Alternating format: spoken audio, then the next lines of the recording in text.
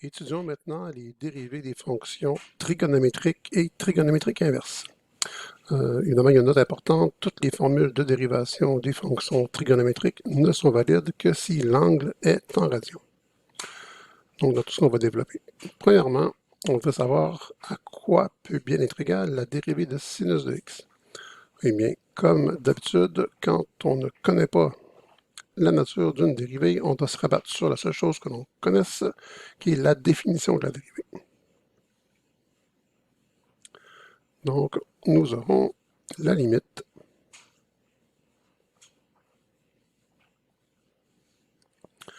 lorsque delta x tend vers 0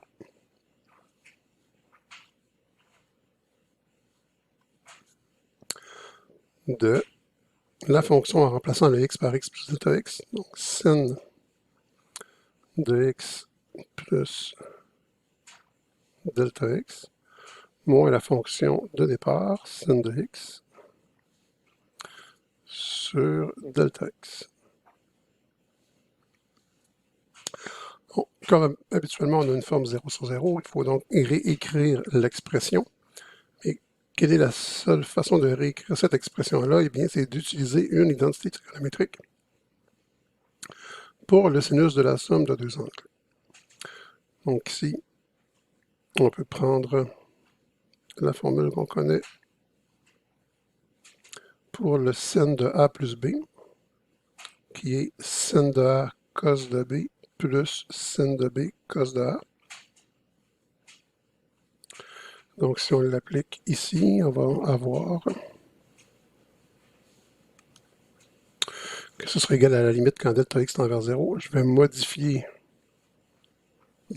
mon sin de x plus delta x par sa valeur. Donc sin de x cos de delta x, c'est comme le sin A cos B, plus sin de delta x cos de x. D'accord? Donc l'expression qui est ici, sin x cos delta x plus sin delta x cos x, c'est la même chose que sin de x plus delta x. Maintenant, qu'est-ce que je vais faire? Ben, j'ai deux termes dans lesquels j'ai des sinus de x. J'ai un sinus de x ici et j'ai un sinus de x ici. Je vais prendre ces deux termes-là ensemble, je vais les regrouper et je vais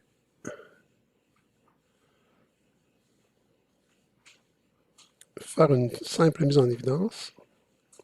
Donc, si je prends le terme numéro 1 et le terme numéro 3 et que je mets sinus de x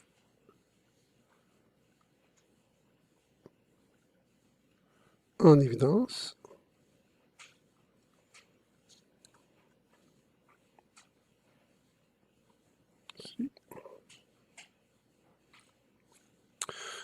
j'aurai donc cos de delta x pour le premier terme,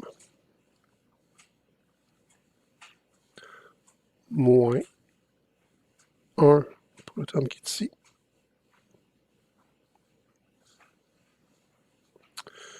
puis il va me rester mon terme du milieu plus sin delta x cos x. Tout ça sur delta x. Bon, puis on va utiliser le fait que la limite d'une somme est la somme des limites et que deux fois le résultat que la limite d'un produit est le produit des limites pour transformer cette expression-là ici de cette façon-ci. Donc, nous aurons la limite quand delta x tend vers 0 de sinus de x fois la limite quand delta x tend vers 0 de cosinus de delta x moins 1 sur delta x plus la limite quand delta x tend vers 0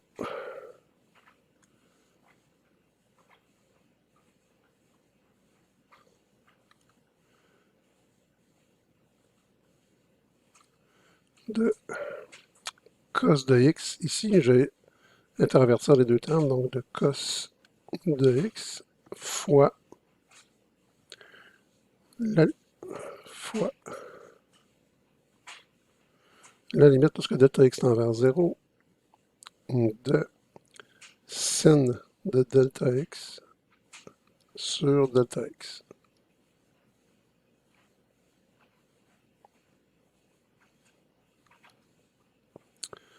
Comme ça ici.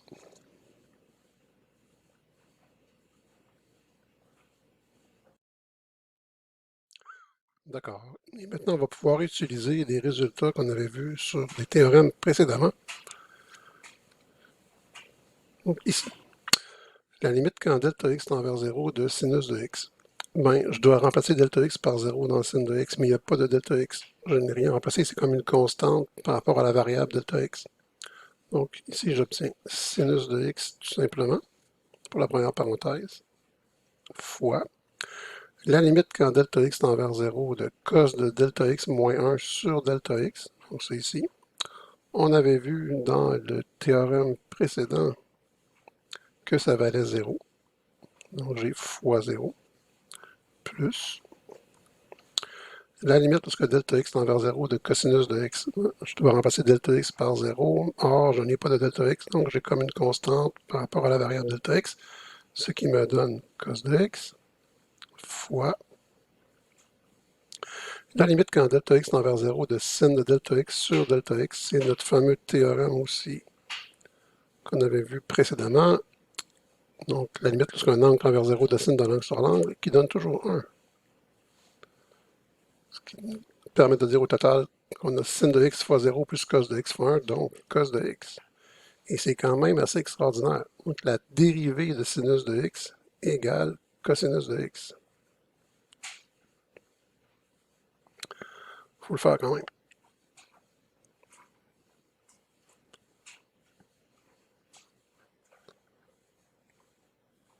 Ce qui nous permet de compléter ici donc le théorème. La dérivée par rapport à x de sinus de x, c'est cosinus de x.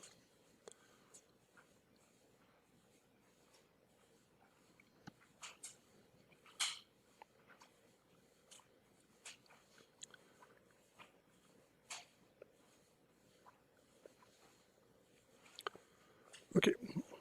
Donc, exemple d'utilisation.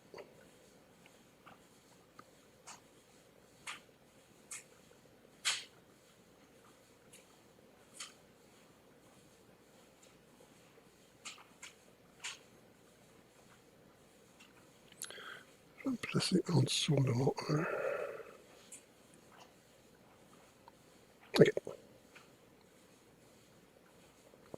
Par exemple, si on se donnait y égale sinus de x3 moins 3x2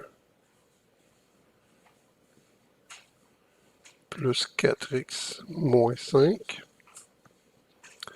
ben, quelle serait la dérivée de cette fonction y' égale? Bon, juste la dérivée de sin de quelque chose. Donc à la base, ce sera cos de quelque chose fois la dérivée du quelque chose, donc fois la dérivée de l'intérieur, ce qui remplace la variable x habituelle. Je vais avoir cos de mon gros angle qui est représenté par x3 moins 3x2 plus 4x moins 5 fois la dérivée dans l'intérieur, donc fois 3x2 moins 6x plus 4. Donc on peut laisser la réponse comme ça, mais traditionnellement, on va plutôt mettre ici le polynôme devant le cos pour pas qu'il y ait de confusion, pour pas que les gens pensent que c'est cos du produit des deux parenthèses. Donc j'ai 3x2 moins 6x plus 4 fois le cosinus de x3 moins 3x2 plus 4x moins 5.